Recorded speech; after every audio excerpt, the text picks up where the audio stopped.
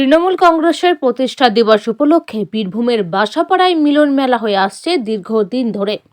এই মেলা জানুয়ারি 1 তারিখ থেকে শুরু হয়। প্রতিদিনই মেলায় ভিড় লক্ষ্য করা গেল। তবে মেলার শেষ রাতে বিভিন্ন এলাকা থেকে কয়েক হাজার মানুষ উপস্থিত ছিলেন। মেলায় সাংস্কৃতিক অনুষ্ঠান অনুষ্ঠিত হয়। মেলায় প্রশাসনের নজরদারি ছিল চোখে পড়ার মতো। এলাকায় স্থানীয় তৃণমূল নেতা বাপ্পা মহিম জানান, প্রশাসন দারুণভাবে সহযোগিতা করেছে আমাদের এই মিলন মেলা করতে।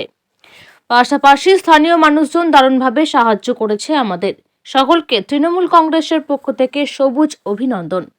প্রচুর মানুষের সমাগম, ভিড় দেখতে পাচ্ছি।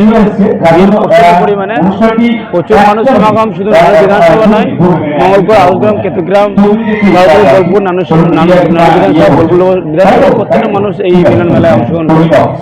আর এই মিলন মেলা দলের মিলন মেলা সর্বভারতীয় তৃণমূল কংগ্রেস প্রতিষ্ঠা উপলক্ষে উপলক্ষে আমরা সভাধিপতি বীরভূম জেলা পরিষদের সভাধিপতি কাজল শেখের নির্দেশ মতো 7 থেকে 8 দিনের মিলন মেলা আয়োজন করেছি।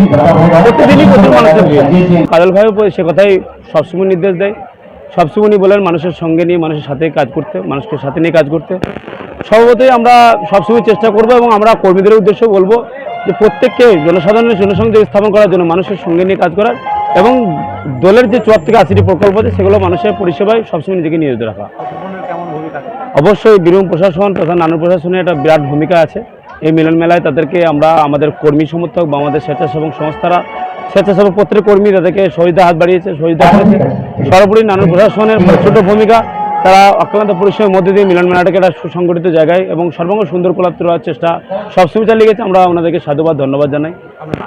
আমার নাম মহিম শেখ, আমি থুপসা অঞ্চলের তৃণমূল কংগ্রেসের প্রধান সদস্য।